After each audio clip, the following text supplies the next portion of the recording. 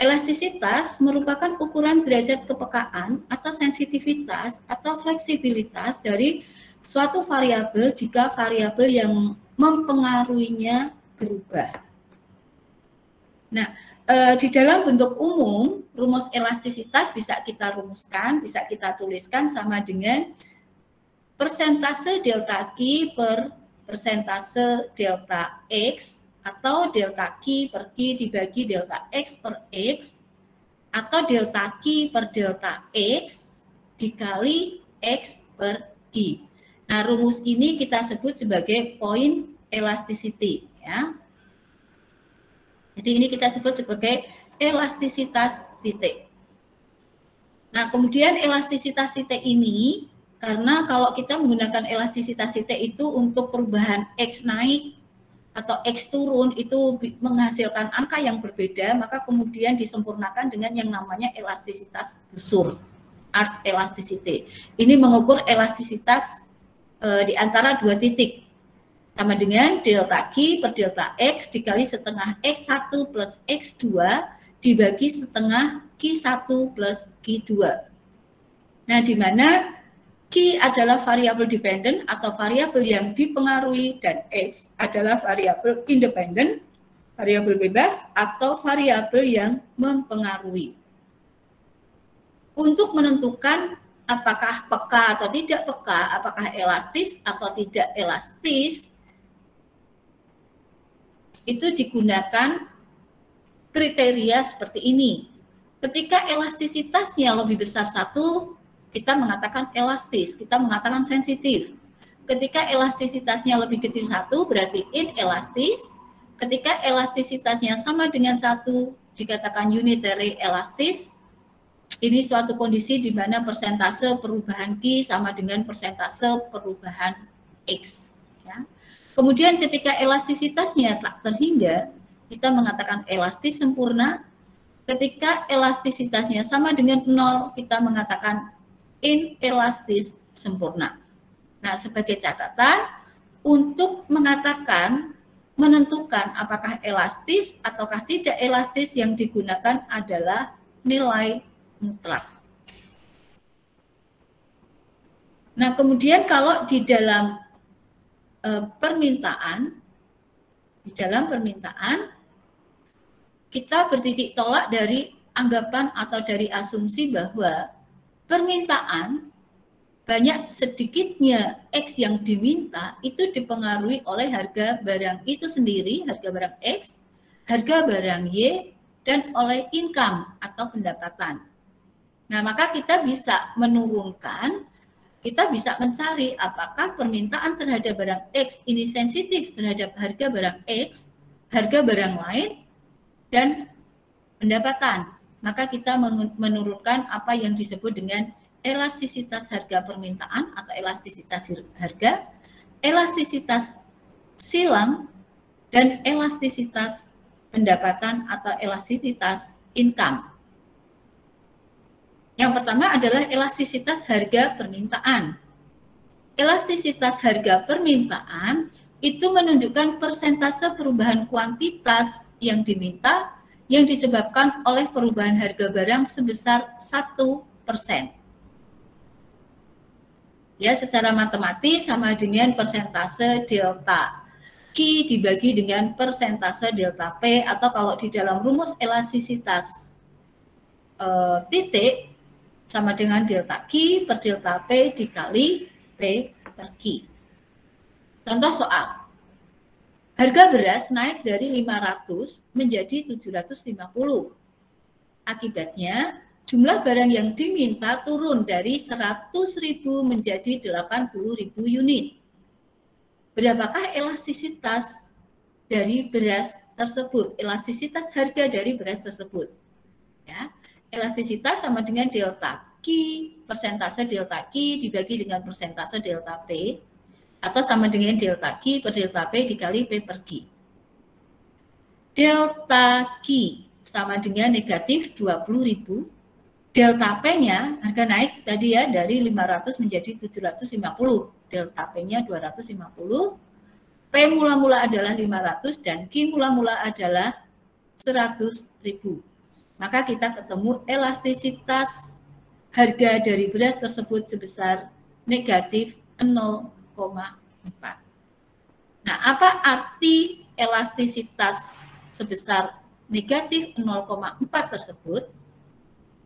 Tanda negatif menunjukkan adanya hubungan yang terbalik antara harga dengan jumlah yang diminta.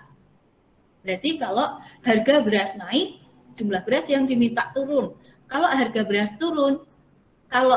turun, maka jumlah beras yang diminta naik.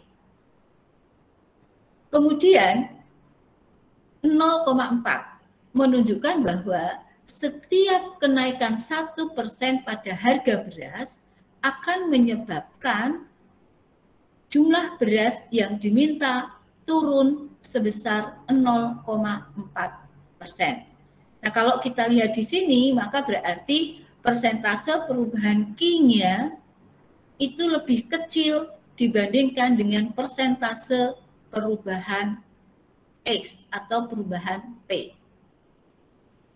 P-nya itu berubah 1%, tetapi perubahan P sebesar 1% tersebut hanya menyebabkan jumlah yang diminta turun sebesar 0,4%.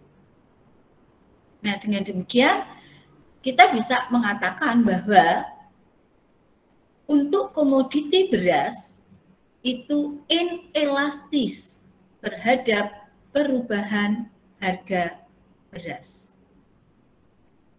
Ya, bahwa komoditi beras, bahwa permintaan terhadap beras itu inelastis terhadap perubahan harga beras. Karena apa? Karena setiap 1% perubahan pada harga beras hanya menyebabkan perubahan pada jumlah yang diminta sebesar 0,4%. Kalau harga beras naik 10%, maka jumlah beras yang diminta akan turun berapa persen?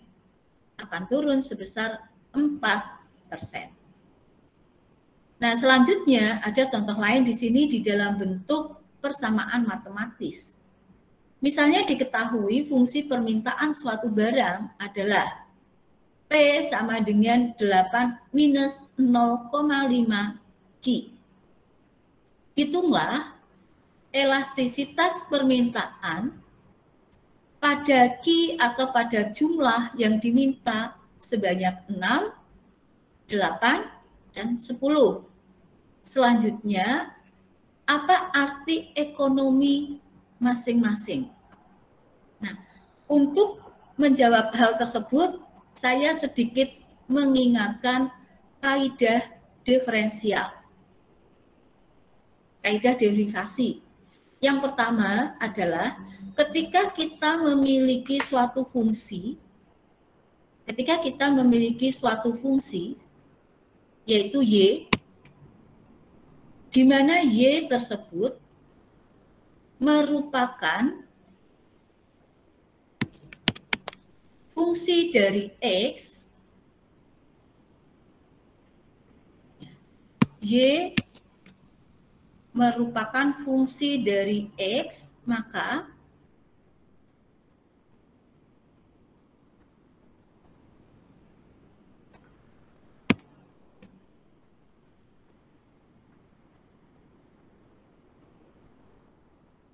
jadi kita memiliki suatu fungsi di mana Y merupakan fungsi dari X. Nah, X ini adalah angka konstan. Misalnya 1, 2, 3, dan seterusnya.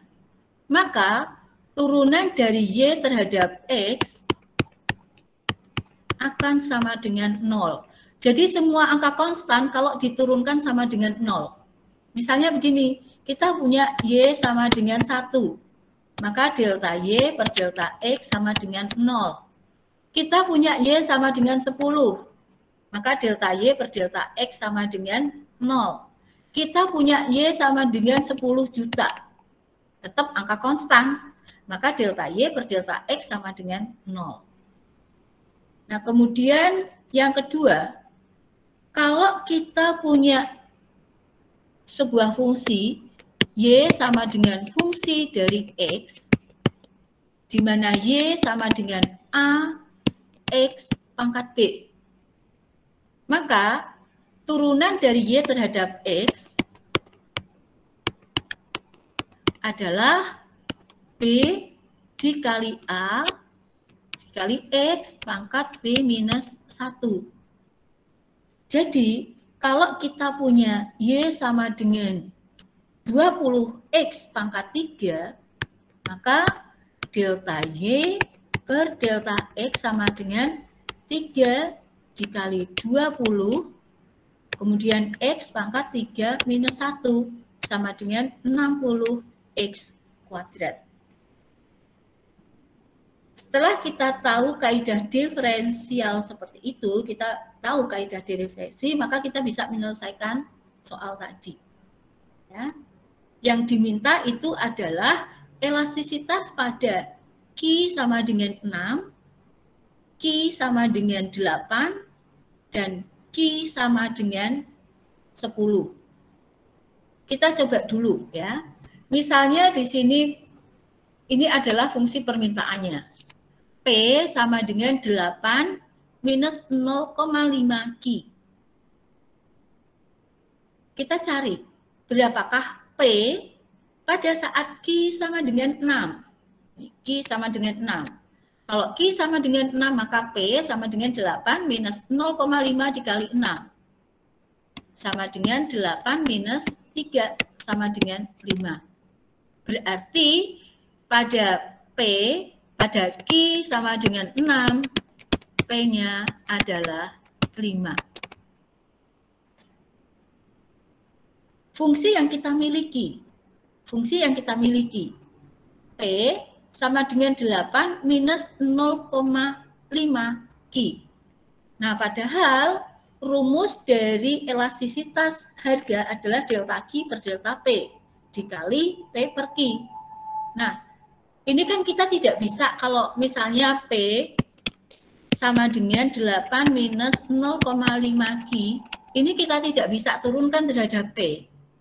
Maka fungsi itu harus kita kembalikan ke fungsi pokoknya. Ya. Kalau Q sama dengan 0,5, kalau P sama dengan 8 minus 0,5 Q, maka berarti 0,5 Q sama dengan 8 minus P. Dengan demikian, maka Q sama dengan 8 minus P dibagi 0,5. Berarti Q sama dengan 8 dibagi 0,5, 16. 1P dibagi 0,5 sama dengan 2P. Maka ketemu sekarang nih. Q sama dengan 16 minus 0,2P. Nah, selanjutnya kita cari delta Q per delta P. Nah, kita cari delta Q per delta P. 16 diturunkan terhadap P sama dengan 0, karena itu konstanta, nggak ada unsur P-nya. Maka kalau kita turunkan delta Q per delta P, 16 diturunkan terhadap P adalah 0. Minus 2P diturunkan terhadap P. Kalau kita lengkapkan gini ya, minus 2P pangkat 1, berarti 1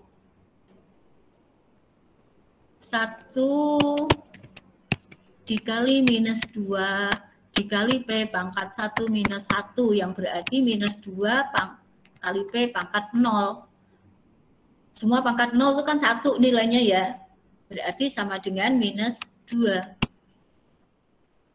Berarti sekarang ketemu delta Q per delta P-nya adalah minus 2.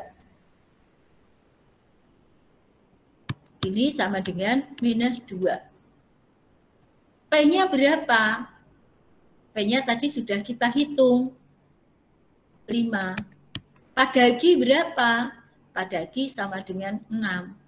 Maka kemudian ketemu elastisitasnya sebesar negatif 1,67.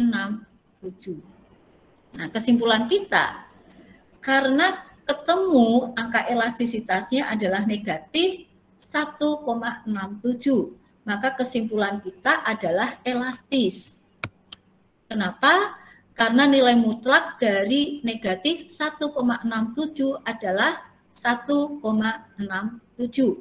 Dan 1,67 itu lebih besar dari 1. Maka kesimpulannya adalah elastis.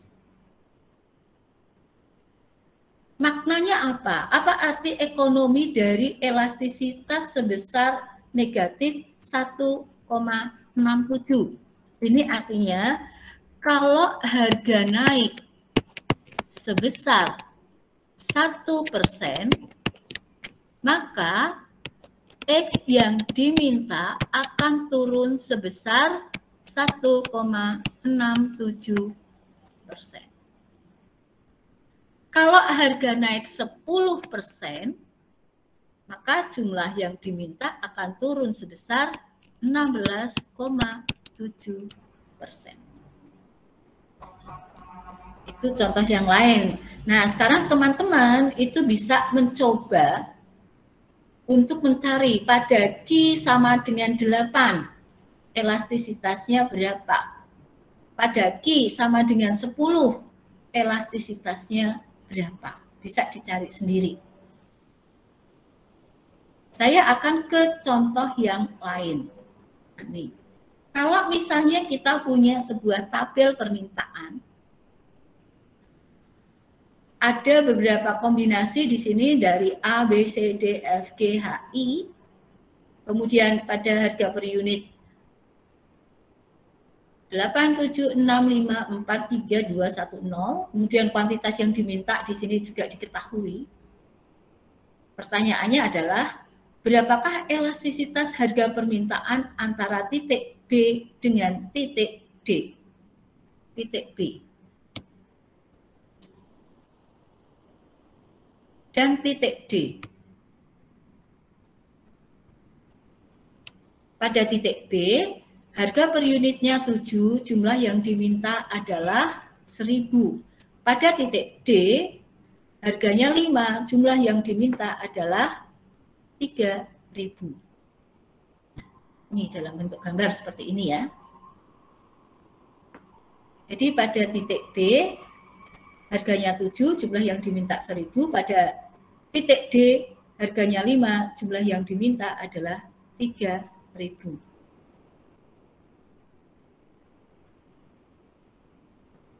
Nah, maka delta Q per delta P dikali P per Q. Delta Q-nya berapa? Delta Q-nya adalah 2000. Delta P-nya berapa? Delta P-nya minus 2. P mula-mula berapa? P mula-mula adalah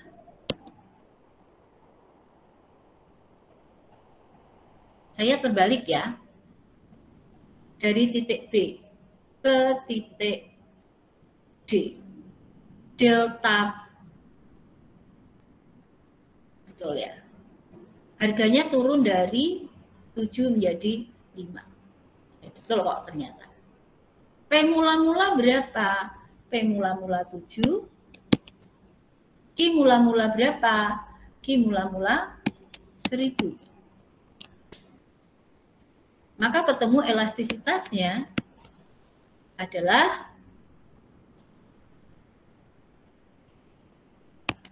minus 7. Elastis atau tidak elastis? Elastis, karena nilai mutlaknya 7 lebih besar dari 1. Negatif, artinya apa?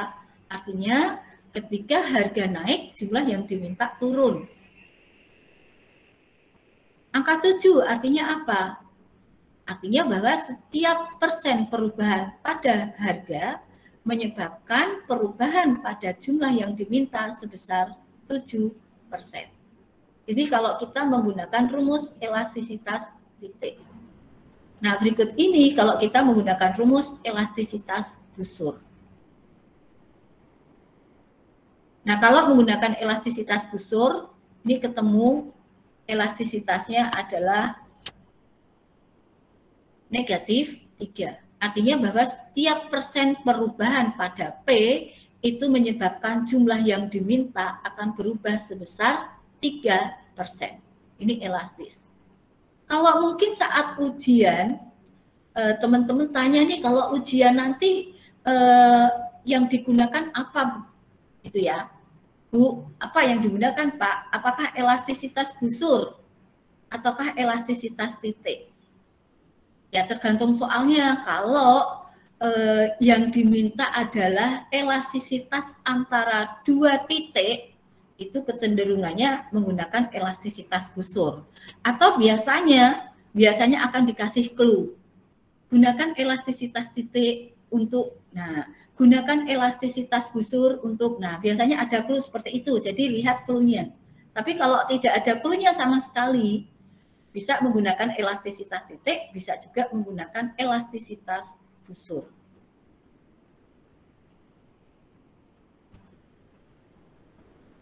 Nah, kemudian kalau tadi dikatakan bahwa elastisitas sama dengan 0 itu disebut inelastis sempurna.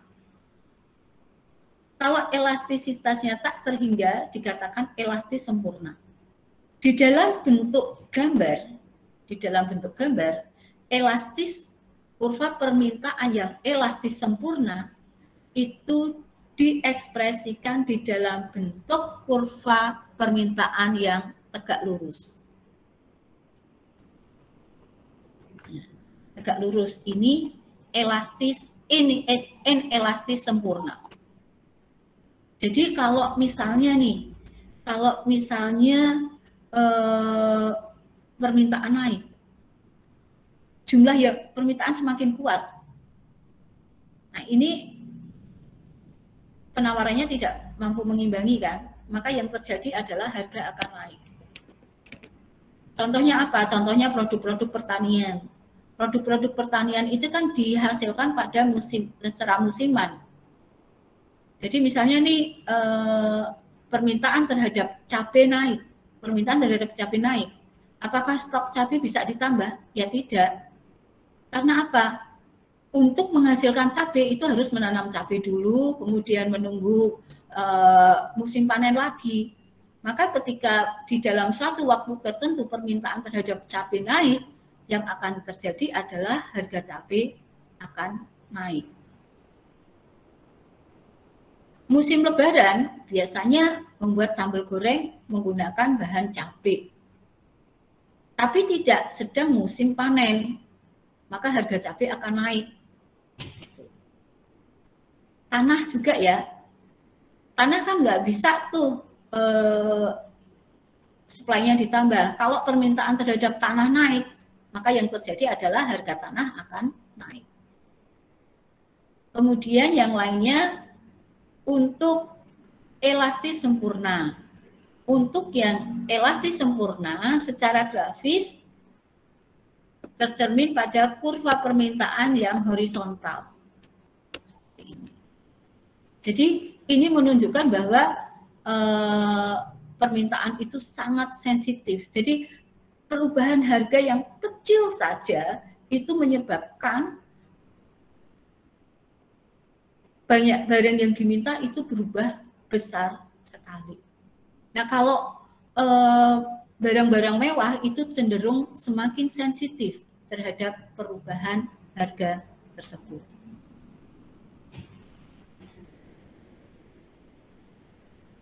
Kemudian selanjutnya adalah, nah kalau kita berbicara mengenai kurva permintaan kan tidak selalu linier. Jadi kurva permintaannya itu kecenderungannya begini.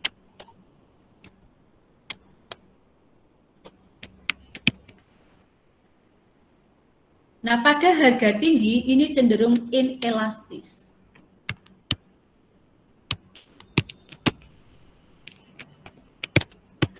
E-nya itu lebih kecil dari 1. Kemudian di titik belok ini uniter. Kemudian pada harga yang relatif rendah ini cenderung elastis. E lebih besar 1.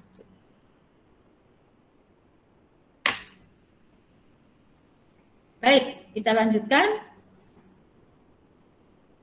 Nah, faktor-faktor apa saja yang mempengaruhi elastisitas permintaan? Elastisitas permintaan antara lain dipengaruhi oleh 1. Ada tidaknya barang substitusi, barang pengganti. Semakin banyak barang penggantinya, maka semakin elastis. Kenapa? Karena konsumen, karena orang mudah menggantikan barang tersebut. Ya kalau barang X mahal, kenapa saya tidak mengkonsumsi barang Y saja? Toh sama saja X dan Y. Kalau kita berbicara merek mie instan, kan banyak sekali, ada Catmie, ada mie sedap, ada Indomie, ada Super Mie. Ya kalau harga Indomie mahal, ganti aja dengan Super Mie yang lebih murah. Kalau mie sedap mahal, ganti saja dengan Indomie, kan gitu. Mudah, semakin mudah mencari barang pengganti itu semakin elastis. Yang kedua, semakin penting suatu barang untuk kelangsungan hidup, semakin inelastis. Maka harga kebutuhan atau untuk barang-barang kebutuhan pokok itu cenderung inelastis. Kenapa? Karena itu sangat penting untuk kelangsungan hidup. Jadi meskipun harga naik terus, harga naik tinggi, pembelian orang terhadap barang tersebut tidak akan berkurang banyak. Tapi kalau harga rendah, orang juga hanya akan membeli secukupnya. Jadi untuk kebutuhan pokok itu cenderung inelastis. Untuk barang-barang tersier, untuk barang-barang mewah, itu cenderung elastis. Jadi semakin penting untuk kelangsungan hidup itu semakin inelastis, tetapi kalau tidak penting ya cenderung elastis. Nggak beli juga nggak apa-apa, kan gitu kan? Nggak mengkonsumsi nggak apa-apa. Semakin besar persentase pendapatan yang dibelanjakan untuk barang tersebut, semakin elastis. Jadi yang ketiga itu dilihat dari proporsi dari pendapatan yang digunakan untuk belanja barang tersebut. Kalau proporsinya semakin kecil, semakin inelastis. Kalau proporsinya semakin besar, itu semakin elastis. Contoh sederhananya begini. Suatu keluarga itu memiliki pendapatan sebesar 10 juta per bulan. Nah, dari 10 juta per bulan tersebut, ada yang digunakan untuk membeli garam. Rp1.000 per bulan. Harga garam itu naik 100%, bahkan 200%. Yang menyebabkan pengeluaran untuk garam itu naik dari Rp1.000 menjadi Rp3.000. Maka keluarga itu tidak akan mengurangi pembelian garam. Kenapa? Karena Rp3.000 itu terlalu kecil dibandingkan 10 juta. Seperti itu. Nah, contoh yang lain adalah dari 10 juta tersebut, ternyata yang 5 juta itu digunakan untuk membeli BBM. Nah, harga BBM naik nih 20% misalnya. Menyebabkan pengeluaran untuk BBM tersebut akan meningkat ketika keluarga itu tidak mengurangi pembelian BBM. Nah, karena proporsi pengeluaran untuk BBM, belanja BBM itu besar terhadap pengeluaran total, maka ketika harga BBM naik, keluarga itu akan berusaha untuk mengurangi pembelian BBM. Seperti itu. Yang keempat adalah semakin lama waktu untuk melakukan pertimbangan permintaan terhadap barang tersebut, maka semakin elastis.